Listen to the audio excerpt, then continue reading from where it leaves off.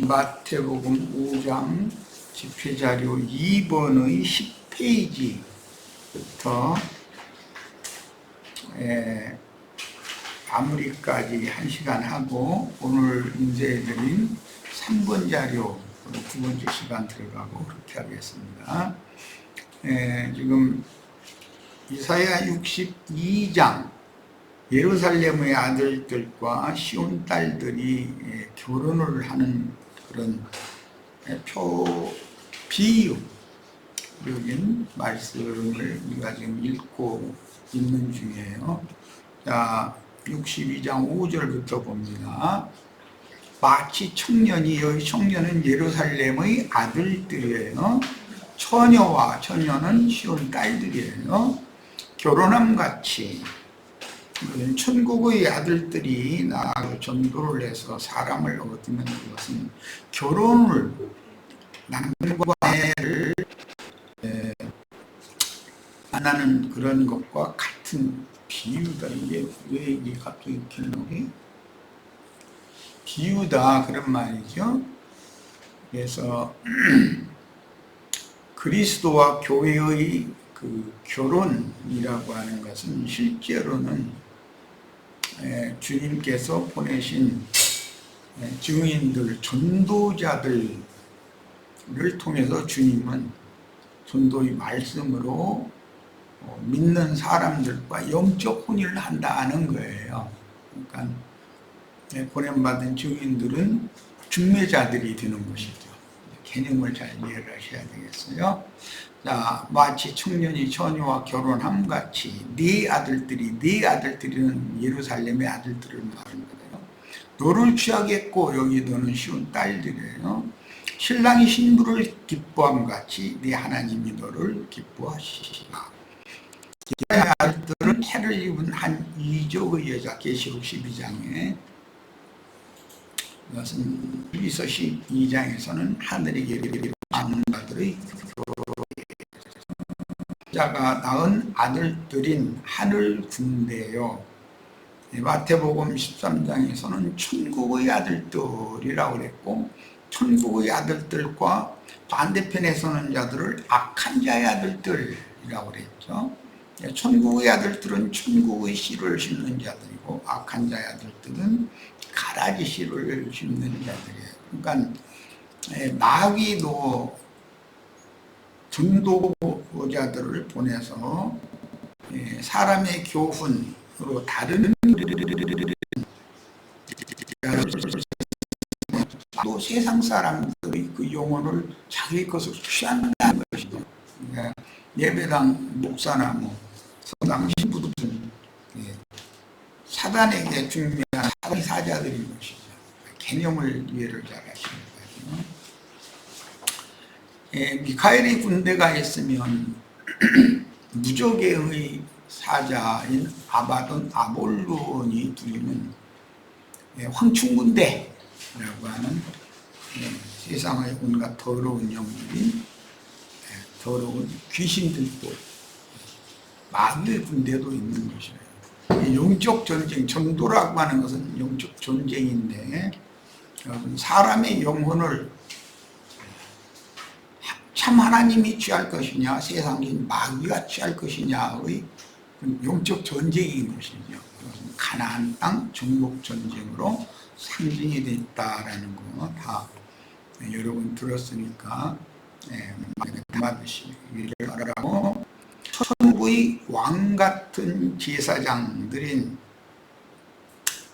구약시대의 제사장이라는 것은 모형 비유로서 로마서 15장 16절에는 이방인을 하나님이 받으신 듯한 산 제물로 거룩한 제물로 드리는 복음의 제사장이라고 설명을 했어요. 그러니까 복음을 전하는 사람이 영적 제사장들인 것이죠. 자, 그래서 왕 같은 제사장들인 새 하늘과 새 땅의 왕족으로서 그들이 결국은 목양자들이 되고, 주님은 목자장이고 주님의 제자들은 목자들이죠. 또 목자들이 하는 일은 치료를 하는 일을, 예수님이 목자장이 이 세상에 오셔서 백성들에게 오셨는데 자기 백성들이 모두 여러 가지의 각색 병에 걸려 있었기 때문에 병을 고치는 사역을 하셨다. 목자가 해야 되는 당연한 직무인 것이죠. 승리의 영혼들이 시온산 하늘의 예루살렘에 오른 14만 4천 시온의 딸들과 혼인하는 것은 최종적인 혼인이고 교회 시대와 그 천년기와 영세로 이어지는 영적 혼인의 실현이요, 현세에서부터 온전케 된 의인의 영들이 불꽃 천사들이 되어 그 영이신 주님과 함께 지상세계의 양무리에게 오는 새 세상의 새 땅 백성들에게 아무라도 알 수 없이 큰 흰옷을 입은 큰 무리가 있다고 그랬어요. 그들에게 임하여 양무리의 거처인 참 장막이 되는 것이다. 오늘날 교회에 주님과 오순절 때 함께 임하신 온전케 된 의인의 영들은 믿는 성도들의 모임인 교회를 양무리 영원한 거처, 장막이 되어 주셨어요. 이것이 창세기에서부터 야곱이 paddan 아람 외삼촌 댁에 가서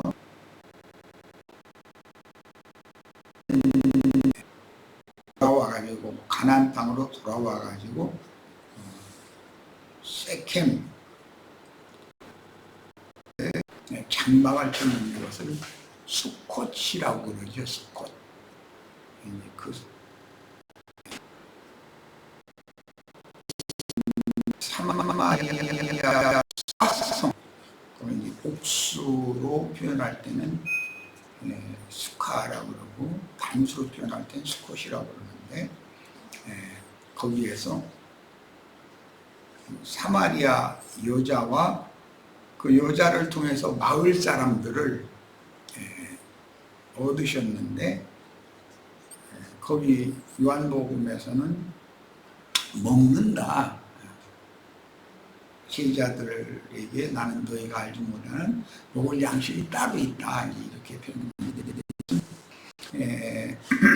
구약 성경에는 하늘은 땅에 응한다 라고 할 때 그 응한다 그런 말과 같은 뜻이에요. 모든 성도들은 하나님께서 나의 영원한 거처가 되어주시고 영원한 보호자인, 완전한 보호자인 남편이 되어주시는 것을 그걸 기도를 해야지.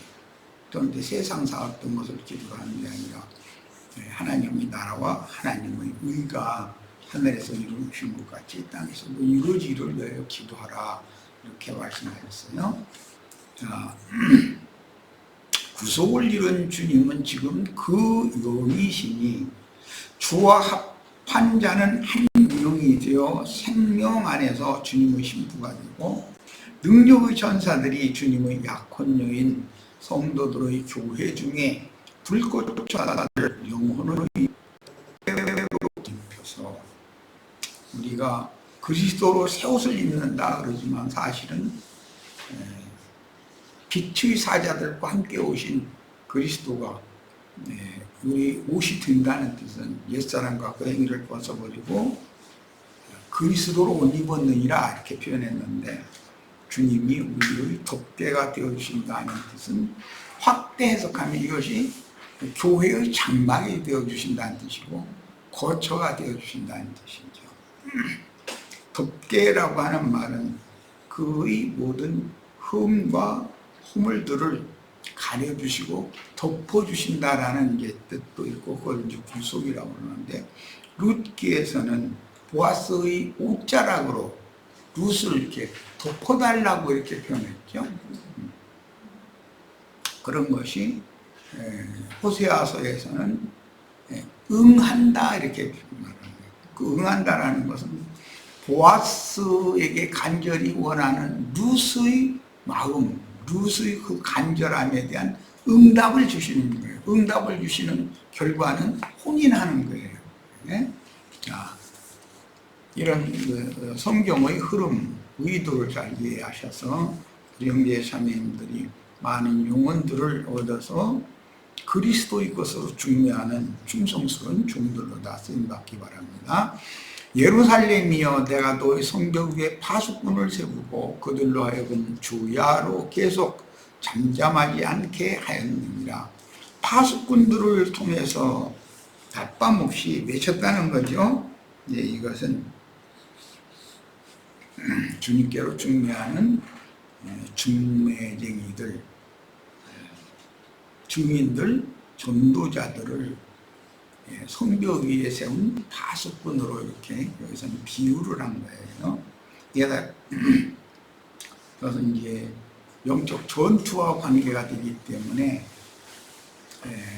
깊은 밤이 오실 수도 있고 새벽이 오실 수도 있기 때문에 당연히 그때 바닷가에 고성 쪽에는 철도망이 바다에 쭉 쳐 있어가지고 못 가게 돼 있죠. 옛날에 어떤 관광객이 있고 철조망 너머로 그냥 아무 생각 없이 건너가지고 모래장불에 다니는 그 북쪽 초수에서 도망가지 말고 멈추라고. 그러면 그 자리에 서서 그 초병이 하라는 대로 했으면은 나중에 조사받고 판문점을 통해서 돌아오든지 어떻게 돌아올 거 아니야. 그런데 했다고 빨리 달려서 다시 도망가겠다고 모래장불이 뛰어가니까 그거 총 쏴버렸잖아요. 그래가지고 그때 시끌시끌 거렸죠. 그거 꽤 오래된 일인 것 같은데. 이게 성벽 위에라는 것은 그 성을 보호하고 지키기 위해서 24시간 이제 초병이 지킨다 이제 그런 뜻이죠. 우리나라 여기도 이제 전방 지역이기 때문에 초소들이 많이 있죠. 이 해안가에 가보면은 군부대 초소들이 있고, 여기 8군단 이하에 있는 부대라는 건 전부 동해안 경비대거든요. 그거는 다 초소가 쳐 나가서 교대 근무를 해가면서 망을 보는 거죠. 파수꾼이에요. 그것은 틈타는, 침투하는 원수가 있기 때문에 파수꾼이 필요한 거죠. 그러니까 이것은 전쟁용어다라는 걸 알 수 있고, 개인적으로는 우리 신앙 양심과 특히 마음의 생각을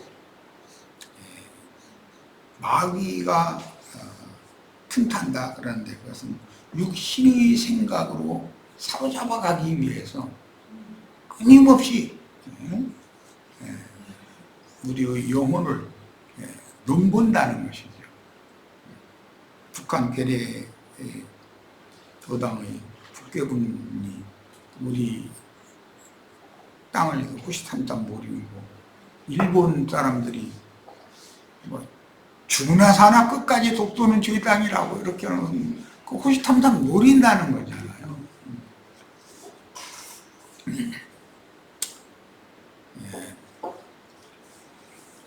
그러면 당연히 독도에는 그 해군 군대를 갖다 주둔을 시키면 일본하고 전쟁이 날 우려가 많으니까 그 독도 수비대라고 하는 경찰들이 가서 지키죠.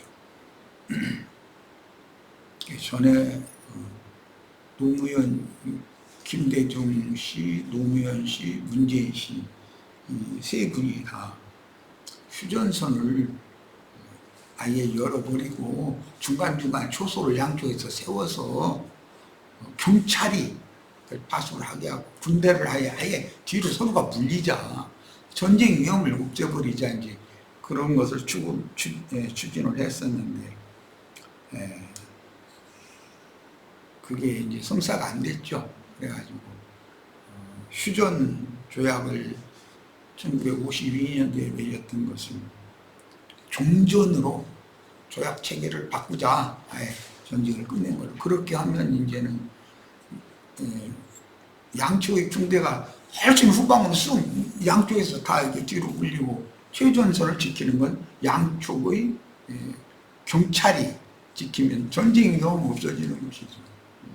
그렇게 하고, 통행도 양쪽 경찰이, 남한의 북한 사람이 이제 가고자 하면은 신분조사에서 메모해놓고 어디 누구네 집에 가냐, 며칠 있다 돌아갈 거냐 이런 걸 조사도 하고, 또 남한 사람이 북한 갈 때 또 그렇게 하고, 뭐 외국 공항 통관할 때 보면은 그 사람들이 지금은 뭐 저 손으로 수기하는 일은 없지만 컴퓨터에다 뭐 대한민국 사람이 대한민국 여권을 가지고 와서 너희 나라, 자기네 나라에 좀 들어가서 일을 부르려고 한다 그러면은, 그러면 누구네 집에 주소지는 어디, 며칠 동안 있다 돌아갈 거냐, 돌아가는 비행기표 가지고 왔느냐 이런 거 조사해서 딱 정리해 놓고 나서는 통과해라 이렇게 하잖아요. 그렇게 하면 참 좋죠. 그렇게 되기를 우리가 추구를 했는데 그게 안 됐으니 그렇지, 만약에 이렇게 됐다면 남한 사람 백두산 그냥, 아니 우리나라 땅으로 이렇게 가서 백두산도 가보고 뭐 두만강도 가보고 뭐 하고, 북한에 있는 이산 가족들, 남한에 있는 사람들과 서로 만나서 뭐 평양에서 뭐 원산에서 뭐 함흥이나 뭐 청진 이런 데서 만나서 같이 음식도 좀 맛있게 먹고, 그러다가 어쨌든 체제는 달라서 함께 살 수는 없지만 서로 오고 가고 하면서 가족 관계를 계속 유지하고, 이렇게 된다면, 만약에 이렇게 됐다면 전쟁의 위험이 완전히 없어지는 거죠. 그런 거를 이제 추구를 하니까 이제 반대하는 사람들은 뭐 문재인 씨, 뭐 노무현 씨는 간첩이다 뭐 이렇게 참 하여튼 무지한 사람들이죠.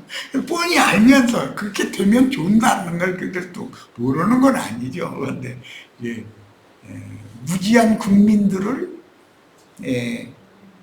뭐라고 말하나, 속여가지고 자기네가 정권을 되찾아오려는 그런 야심으로 이제 그런 짓을 하면서, 참 우리가 들어보면은 나같이 어리석고 배운 것 없는 사람이 들어도 그 억지 쓰는 소리, 그 말도 같지 않은 소리인데, 간첩을 문재인 씨가 간첩으로서 대한민국을 다스렸다면 간첩이 다스리는 나라잖아.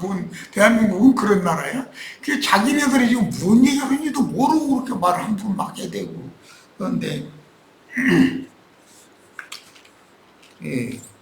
반공의식이 아주 어릴 때 초등학교 때부터 세뇌당했던 그런 사람들이 보니까 이거 큰일 날 것 같거든. 만약에 북한 사람들도 뭐 남한에 오고 남한 사람들 북한에 가고 뭐 이렇게 되다 보면 뭔가 큰 문제 생기는 거 아니야? 이런 식으로 생각하고, 그거는 사람들이 참 너무, 그만큼 대한민국 국민이 세상적으로 보면 많은 수가 대학을 졸업할 정도로 학력 수준이 높은데도 세상을 보는 눈이 그만큼 다 가려있기 때문에 거짓말하는 자들이 이렇게 극과 극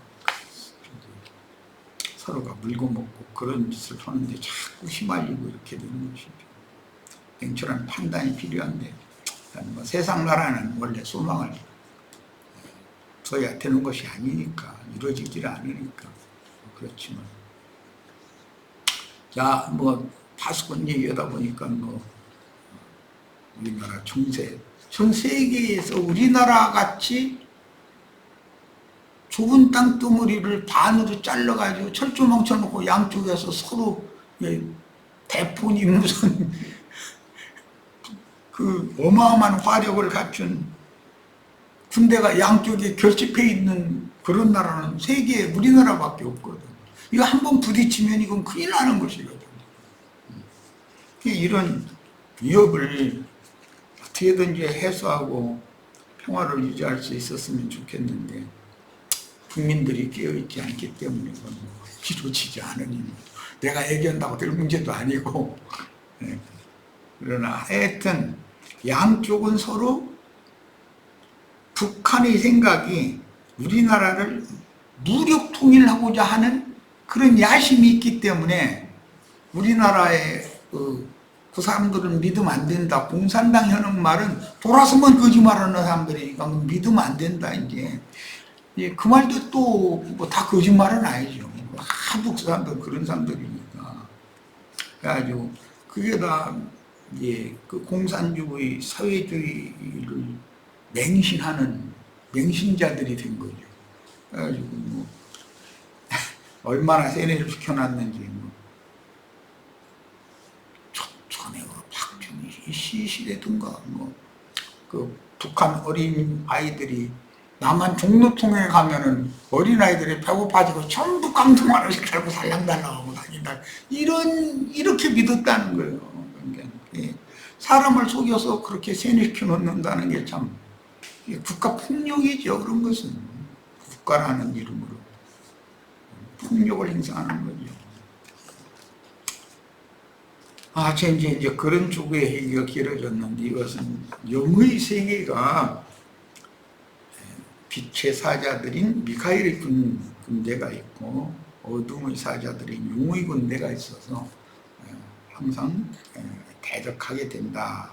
그러다 보니 파수꾼을 세울 수밖에 없다. 그런 뜻을 이해를 하시길 바랍니다.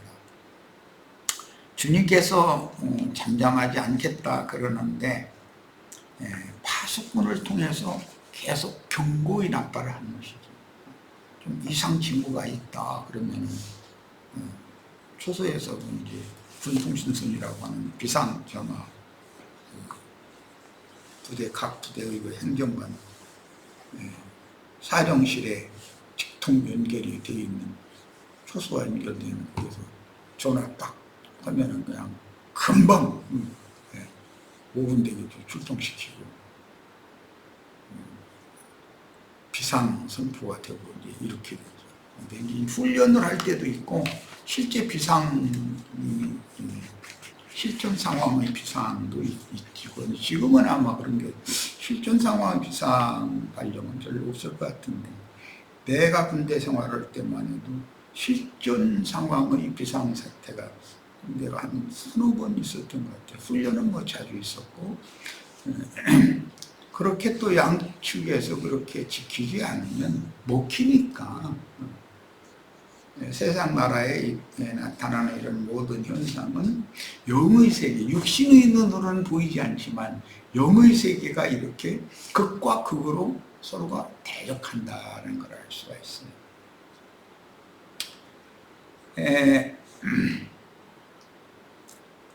도로 너희 여호와로 기억하게 하시는 자들아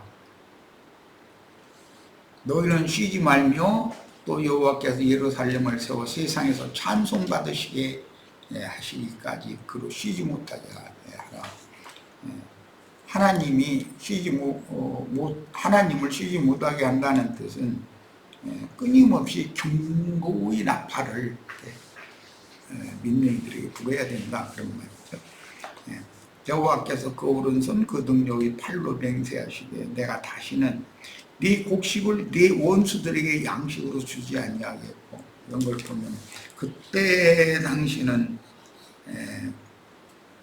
원수가 농수 다 져놓고 나면은 그 날강도들이 와가지고 다 강탈해 가는 거죠. 우리가 일제 때 히로히토가 그 미친놈이 신이라고 얼마나 세뇌시켜가지고 그때 당시 일본 사람들은 히로히토는 사람이 아니고 신이라고 믿었잖아요. 그래서 천황 하늘의 형제다 천황이라고 불렀고 그 사람이 전쟁이 일으켜서 우리나라를 점령을 하고 나서는 군산항 목포항을 통해서 쌀 농사 다 져놓으면 불량미를 포도주를 계속 조달해야 되니까 다 뺏어가 버리고. 뭐 나는 그때는 안 살아봤지만 뭐 만주 쪽에서 그 뭐 들깨 뭐 이런 거 기름 짜고 난 찌꺼기 그런 거 서로 이렇게 먹고 살고 연명하고 그러고 살았다고 소리를 들었는데, 어쨌든 곡식을 그와 같이 다 탈취해가는 것은 영적으로도 하나님 말씀을 변개시켜서 자기네들의 교리로 사람들을 세뇌시키는 자들이 하나님 말씀을 전부 뺏어가 버린다는 것입니다. 그래서 그들은 자기네들이 하나님의 말씀을 맡은 충성된 종들인 것처럼 어리석은 백성들을 이렇게 속이고 세뇌시키는 짓을 하는 거예요. 그런 일은 오늘도 똑같잖아요.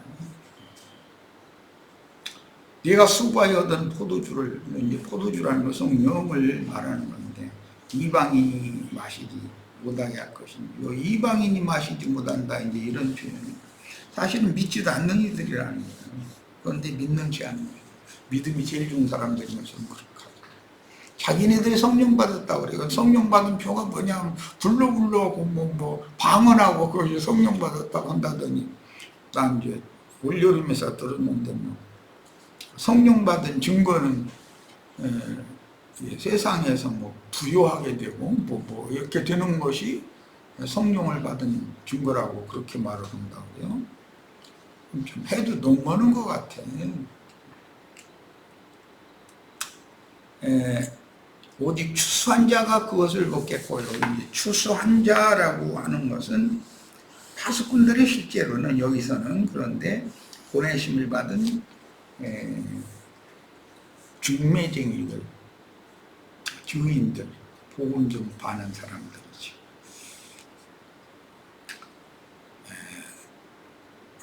그들과 함께 동역하는 교회가 곡식과 포도주를 먹게 해주겠다.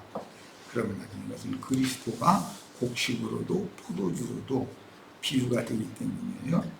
그 다음에 그것을 나의 성소들에서 먹고 마신다.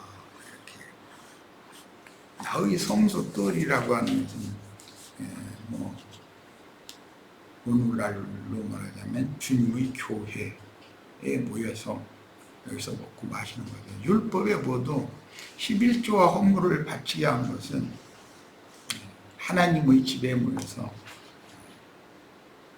제물로 드렸던 것을 과부와 가난한 자들이 또 레위인들과 함께 서로 먹고 마시는 것이 목적인데, 근데 이런 말씀들을 오늘날 세속교회는 전부 돈으로 갖다 뭐 헌물과 예물을 갖다 바쳐라 이래가지고, 이것은 전도한 사람의 영혼을 하나님이 받으시도록 드리고, 하나님께서 전도자와 전도받은 영혼들이 함께 하나님의 말씀을 받아서 곡식과 포도주로 받아서 서로 기뻐하고 즐거워하는 그런 것이 천국 잔치인 건데, 교회 모임에서 이렇게 말씀을 나누는 이런 교회 해합이 천국 잔치라고 하는 것에 대한 이해가 전혀 없어요. 천당 어디로 가서 잔치할 거다 이러고 앉았는 거예요. 자, 여호와께서 땅 끝까지 선포하시되 너희는 딸 시온에게 이르라. 딸 시온은 이제 신부 입장이죠. 예루살렘의 아들들은 신랑의 입장인 것이고, 보라 네 구원이 이르렀느니라. 보라 상급이 그에게 있고, 그에게라는 것은 전도자와 전도받은 약물이 전도자를 동역해서 하나님의 집을, 주님의 집을 세우는 약물이는 부부관계로 이게 이제 상징이 되기 때문에 나팔 부는 자들에게 어떤 약물이를 중매하신 분은 하나님이다 라는 걸 이제 믿어야 되는 것이죠. 우리가 세상 교계 어느 교단이나 교파 뭐 심지어 루마교 뭐 이런 등등 거기에 입문을 했다가도 이상하게 이렇게 옮겨가지고 결국은 진리 말씀을 찾아서 이렇게 자꾸 떠나게 됐고, 궁극적으로는 말씀이신 하나님,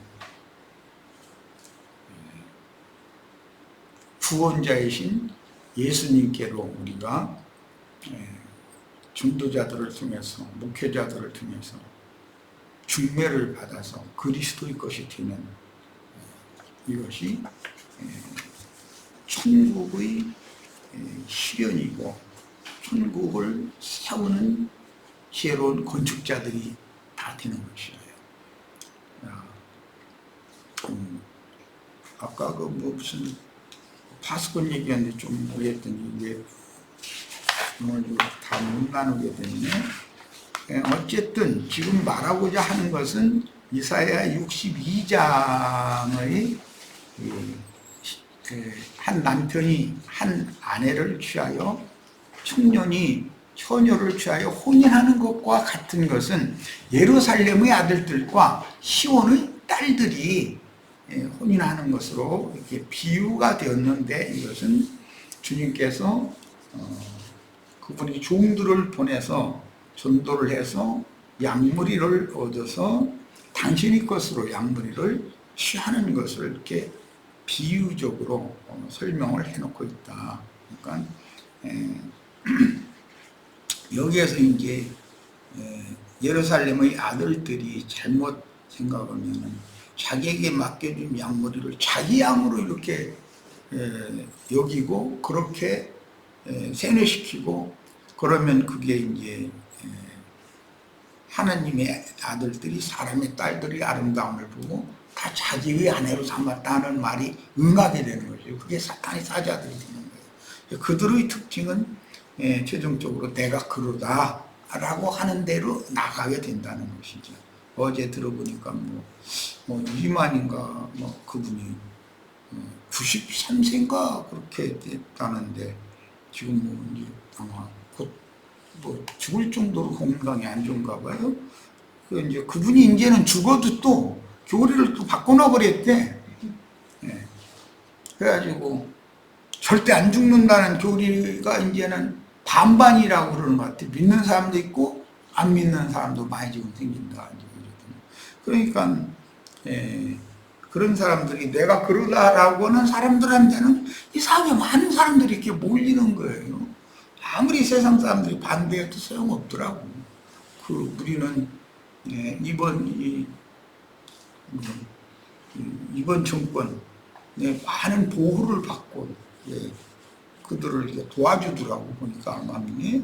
그런데 그 신천지 사람들이 몰표를 이번 윤석열 씨한테 이게 몰아줬는가 봐요. 아마 그 표가 없었으면 대통령이 바뀐 거였었죠.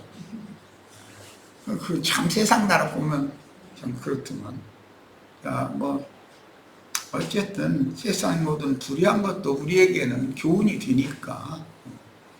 자, 첫 시간 그냥 마치고 두 번째 시간에는 3장 자료로 들어가도록 하겠습니다. 좀 쉬었다 이겁니다.